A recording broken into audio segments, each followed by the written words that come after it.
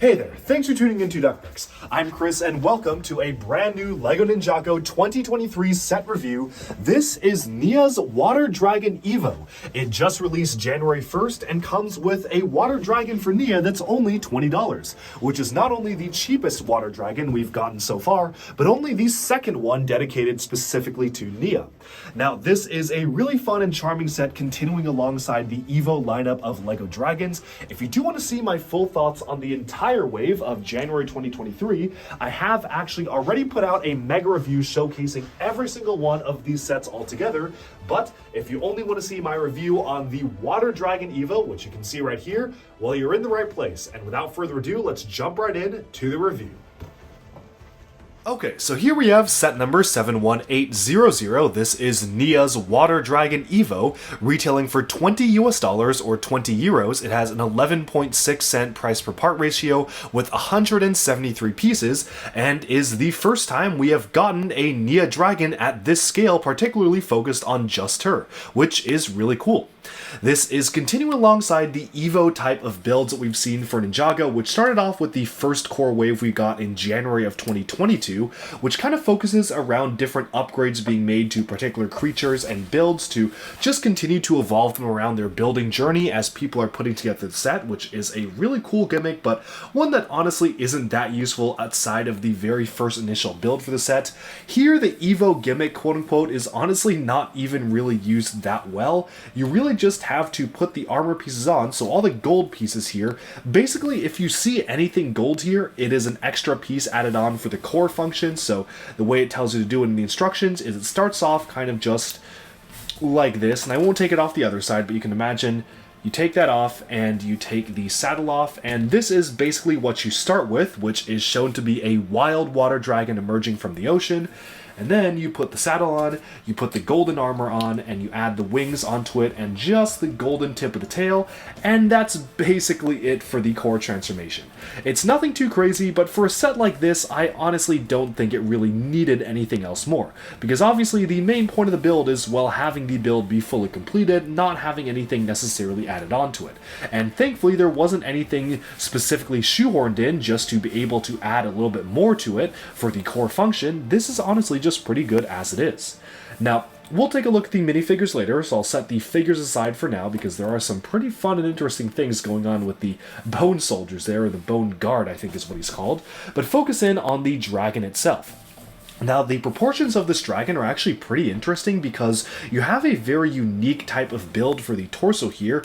Actually, if you remove the limbs here, I think you can just see exactly how unique of a build this is, and especially if you remove the saddle, where this is specifically a very vertical build up at the front. You've got a very long neck kind of arcing upwards here for the verticality of the build, and you have it just at a very steep 90 degrees, like the dragon is curving its head upwards, which I think is both a pro and a con because it looks really cool in this particular pose. We have the dragon almost feeling very regal, where it's standing upwards and showing the wings and whatnot, but since it's fixed at the pose, you don't actually have a lot of motion when it comes to playing around with the dragon. If you want to, say, position the dragon such that it's in flight, so you have the wings going backwards like that, I guess you can kind of go like this. I don't really know how you would like make it flap the wings. This feels a little bit awkward to me because the limbs are actually outwards like that. Like maybe you could move these around, but even then it's a little bit odd because the wings are of course mounted on the back here. I guess this could be just one of those dragons that just floats on by and doesn't really use its wings to fly. I mean, I guess this is probably the closest I would get to a flying pose, but it still feels strange to have it be flying but have the neck being curved upwards so much. So it definitely does look good while it's standing, but in flight mode, that's a different story. Now, moving on to the articulation of the model itself, I think the articulation for the build is fairly good, although there are some weirdly placed joints that I definitely feel like could have been improved a little bit, specifically around the way that the limbs move around. There is a lot of restriction wherein you can't actually move these back and forth too much, so you can't actually really display the wings or kind of the golden spikes outwards too much. You're basically limited to just this amount of motion here unless you really kind of want to angle it outwards like that. So there are a couple things you can do to avoid this. You can just try to bend the limbs outwards like this, so to really have it curved at an odd angle so you have it kind of standing like this, and that way you actually can show off the wings a little bit, but this is about as much as you can do, and even looking from the front, it still looks pretty straight on like that, so not a lot you can do there. I think the biggest flaw to me, though, is the way that the head moves, because for whatever reason, this and a lot of the other core dragons just doesn't have head articulation whatsoever. You cannot move the head back and forth, you can only move it up and down, so I guess that is a little bit of articulation.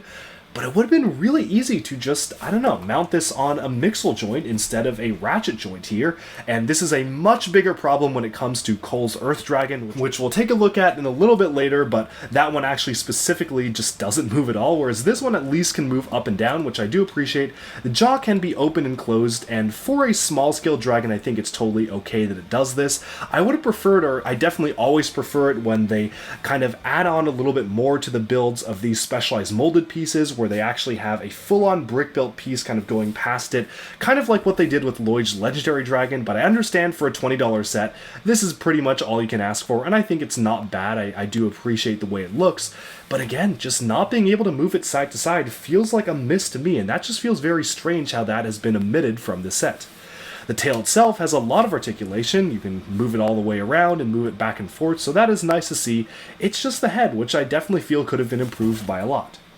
Overall, though, for a $20 set, I'm really glad that Nia has gotten her own dragon for what feels like the first time in a long time. Of course, we did get a water dragon for Seabound, but that was a much larger set, and prior to that, all of Nia's previous dragons had been fusion dragons, one of which was a fusion with Kai as part of a much larger set, and the other was a fusion with Jay in the TV show canon, but was marketed as just Jay's dragon. So, does that one really count? I don't think so. So it's cool to get a smaller Nia-focused dragon. The color scheme is really nice with the aqua kind of medium blue being used here, transitioning from white to medium blue to dark blue. That is a really satisfying color scheme here. I love the metallic detail being included on the printing for the head itself. The metal blue color really does feel very special here. You've got some transparent water elements, and overall, the color scheme is really cool looking. I like the look and feel of the dragon from most angles. Articulation is a little bit questionable, but really that is the only thing that I have to say negatively about the set, and for $20 this provides pretty good value, I will have to say. The Ninja minifigures included in the set are Nia and Lloyd. They are using their same exact core outfits, fully equipped with armor, so nothing much I can say about them here. We have already covered these in our previous review of all of the 2022 core sets, which came out about last year this time, when those sets released, so you can check out that video if you're interested in hearing my full thoughts on these suits. But it's nice to get them. I do know a lot of people were hoping for new ninja suits, but hey, I think this is definitely going to mean we're getting a whole host of new different prints and characters for the summer 2023 new series, because again, they're saving their budget by reusing figures for this wave, so I understand the compromise here, and I definitely do think they're not bad, and they're fun kind of classic suits to get. Moving on to the villain, though, this is a really fun one to see here. This is the Bone Guard, and he is making use of a ton of the new weapons pieces. The weapons packs actually all come together in one pack, so you have a lot of different bone-inspired weapons all being included in one sealed package, which is very nice, but he has some sort of a glider piece here in order to be able to challenge the dragons, so you can have him swooping along on the blades here. You've got the sights, the swords, and he is wielding himself two shurikens, so very cool to see just such a unique character being used for the villain faction of this wave. Certainly to me a lot more interesting than prior villains we got for Ninjago Core, and overall just a fun build to get for the villain opposition of the set. Even though villains aren't the focus of Core, they certainly are the focus for me because they're very, very cool new minifigures to get, and I just love the detail that went into making these weapon pieces. I really hope that they would be used in the future for maybe Legacy Skulkin or something like that, because they're just so perfect to be used as weapons for a bone army. Alright, and with that we have summed up our review of Nia's Water Dragon Evo. Let me know down in the comments below, how do you think it compares to some of the other Evo dragons we've gotten in the past? And do you like it? Do you dislike it? And I'm really curious to hear what your modifications would be to even improve this dragon further than what it already is. With that, I believe we've summed up this review. Thank you all so much for tuning in to Duckbricks. Be sure to like and subscribe for even more LEGO news, reviews, discussion, and analyses coming your way very soon. Thank you so much, and bye for now.